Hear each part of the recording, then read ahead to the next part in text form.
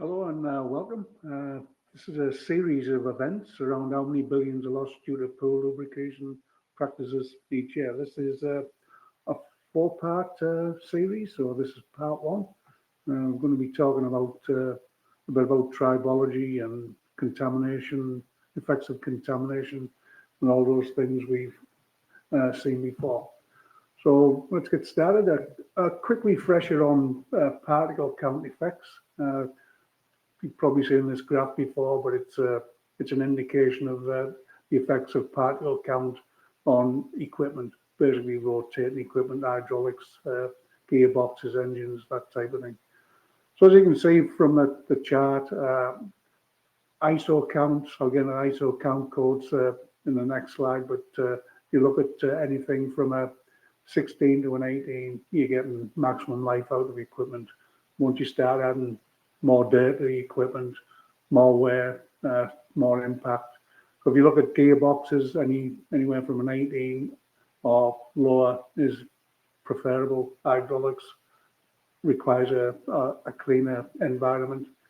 But once you start getting up to the ISO codes 22, 23, severe impact on equipment, basically half-life. And if you get into hydraulics, you're looking at an impact of 20 to 30% life based on those numbers. So a bit more on that as we go through the slides, which but I'm assuming most people know if they're dealing with lubrication, they understand those effects. So some numbers I like to refer to when we look at charts and trending and that type of thing is when we look at charts, I like to give the particles per milliliter, which refers to these ISO codes. So when I look at an ISO code of 18 for 4 micron size, we're talking a desirable level of 2500 or lower for particle count. When you get into hydraulics, it's 640 or lower. So some important numbers to remember.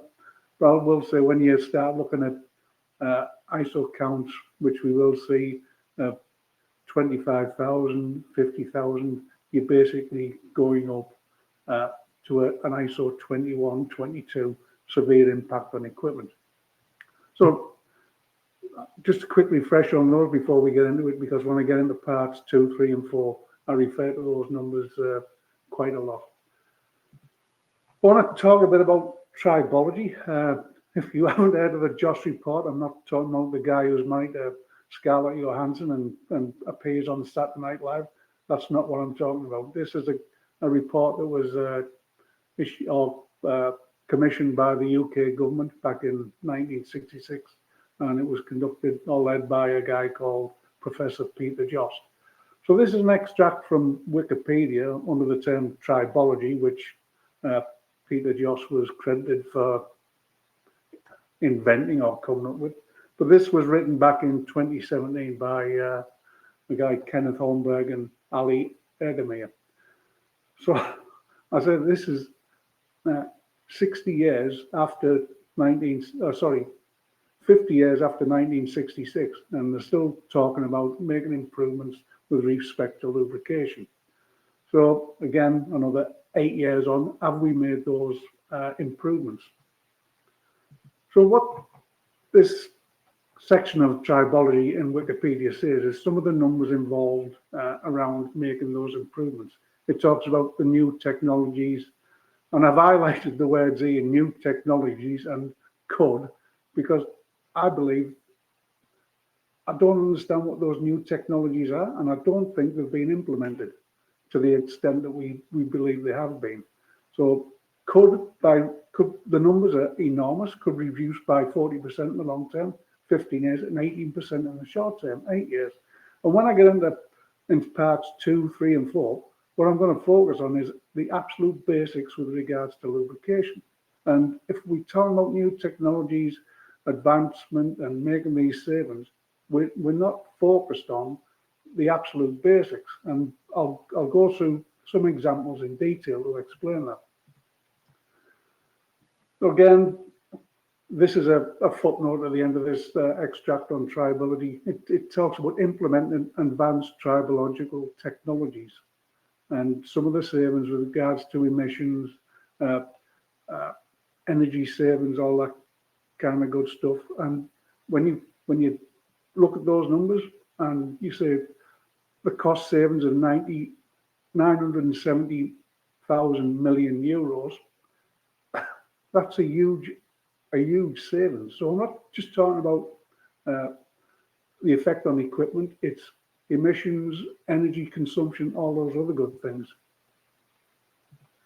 So this is an extract from the JOST report. It was, again, those numbers are from 1966. So we look at the largest part of that pie, on that pie graph is savings in maintenance and replacement. That number of 230 million, because it's the UK, it's pounds.